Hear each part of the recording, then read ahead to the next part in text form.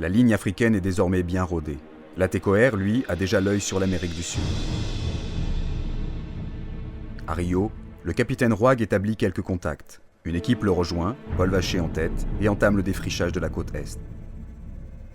Les débuts sont prometteurs, mais bientôt les négociations avec les gouvernements sud-américains achoppent. Complications politiques, administratives et financières mettent à mal notre foi.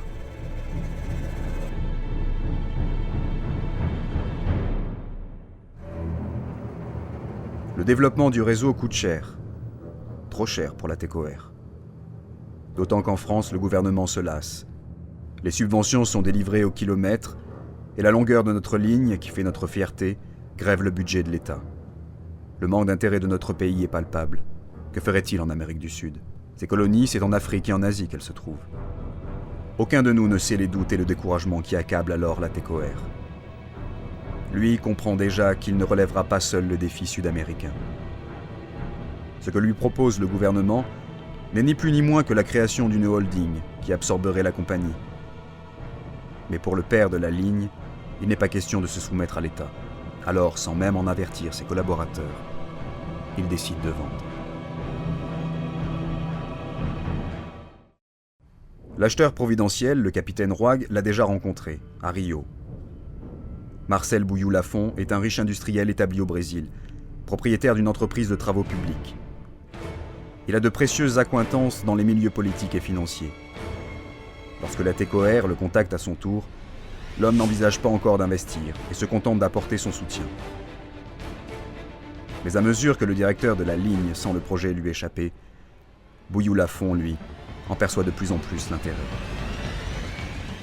En avril 1927, alors que nous assurons notre mission quotidienne sans nous douter de rien, Marcel Bouilloux-Lafont prend la direction de la compagnie. Désormais, nous travaillerons pour la compagnie générale aéropostale. Mais Latécoère n'a pas dit son dernier mot. La vente lui permet de se consacrer à ce qui occupe tant son esprit, la construction de ses propres avions. Associé à la nouvelle compagnie, il en sera le fournisseur principal. Le moment semble venu de démontrer les capacités des productions Latécoère, et plus particulièrement des LAT-26, tout juste sortis d'usine et que nous attendons d'expérimenter depuis plusieurs mois. Avec ces monoplans à démarrage automatique, plus besoin de lancer l'hélice à la main. Plus besoin surtout de faire escale tous les 5 ou 600 km. 2 fois plus rapide que les Breguet, les LAT-26 offrent un rayon d'action de 5000 km. La distance qui sépare Toulouse de Dakar. Le pari est lancé. Réaliser le premier vol sans escale entre la France et le Sénégal. Un raid d'envergure que Dora décide de confier à Jean Mermoz et Élisée Négrin. Bientôt, la démonstration prend des allures de compétition. On vient d'apprendre que 2 aviateurs, Dieudonné Coste et Joseph Lebric, préparent au même moment un Paris-Dakar. Secrètement, chacun des 2 équipages espère, sitôt le Sénégal atteint, filer vers le Brésil et inaugurer ainsi la traversée de l'Atlantique Sud sans escale. Le vol du LAT-26 est une réussite. Jusqu'à l'atterrissage.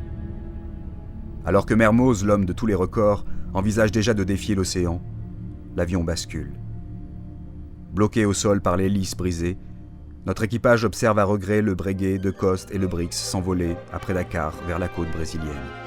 La traversée nous échappe, mais le LAT-26, malgré tout, a fait ses preuves. Saint-Louis n'est plus qu'à 1 journée de Toulouse. Nous sommes prêts pour l'Amérique du Sud.